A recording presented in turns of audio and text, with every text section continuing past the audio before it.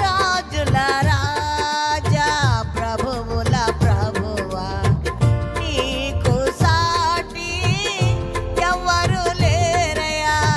నీ సింహాసనం నా హృదయాన నీ కృపతోనే స్థాపించు రాజా. నీ సింహాసనం నా హృదయాన నీ కృపతోనే స్థాపించు రాజా.